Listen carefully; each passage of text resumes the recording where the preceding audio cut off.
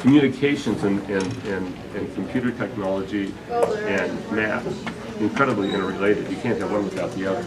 Okay, so now you get down to the point. What can you guys do? You should do things that are fun and you're interested in. If it's not fun and you're not interested in it, you're not going to be good at it. Okay? That's a fact. I mean, I like animal science stuff, and I got all kinds of cattle, and I enjoy it, and it's fun and I'm good at it. And I make some money sometimes and lose some money other times. Cattle live, cattle die, you know, the same old thing. So it's not a panacea. You got all kinds of problems. Okay, so what do you got for questions? Anybody got any questions? What are you looking for? Ideas to do things? Okay, so let's say you're into cattle, all right? So, and you want to do something that you guys can do. If you had a facility here where you had a few cattle, then you could do things like investigate some aspect of them, all right? So there's new technologies, brand new technologies, and we're applying them down at the clinic, okay? Where you can pregnancy diagnose an animal. That is, you can tell a cow if she's pregnant or not pregnant by pulling the blood sample and looking for a specific protein that's made only by placenta, okay? So an animal that's pregnant will have a placenta at some stage.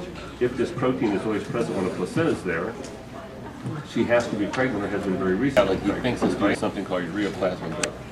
I don't think it's ureaplasma, but it's not a disease. What does ureaplasma do? Ureaplasma, it causes irritation of tissues.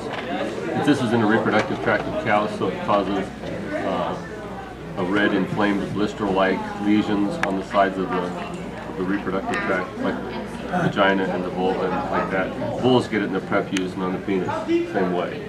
But it's not supposedly very often a pathogen. Sometimes it is, sometimes it's not. We don't know much about it, so it's difficult when some guy's got a problem. We're trying to figure out if that's his real problem. That's why he can't get cows pregnant. Should he be looking at something else? I think it's probably more like something like persistently infected BVD. There's oceans of stuff out there, guys. Oceans of things to do that meet what we want.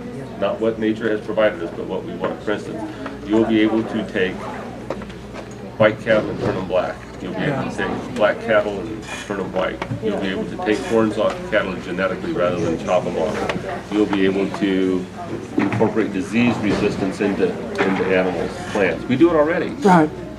We do it already. See what I'm saying? Plants especially. Yeah, because plants are easy, they don't run around. Right. And nobody complains about it. That's part of it too.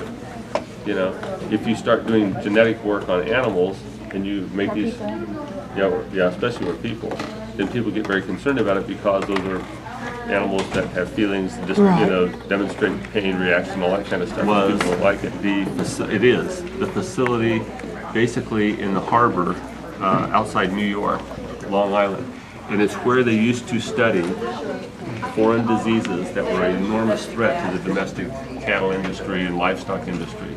Swine, parainfluenza, hoof and mouth disease. Okay? I mean, hoof and mouth disease used to be present in the United States, I think until 1938. Okay? Hoof and mouth disease. Plum Island's where they studied all that stuff. And it was an island because it was easy to isolate everybody, and it kept, keep it. You know, there was no animals running in, running out, and they had to get across, 20 miles of water or whatever. Okay, they're shutting Plum Island down, and they're moving it to Kansas State University. Basically, that function. Okay, huge opportunity for people in the biotechnology field. Huge opportunity for the people. Are you interested in this, and can you provide us any input on this kind of stuff? And it's going to get a lot more active down the road when they get this thing finished. When are they supposed to finish it? Right now? You guys know? I remember reading a big article about it. I don't remember where though.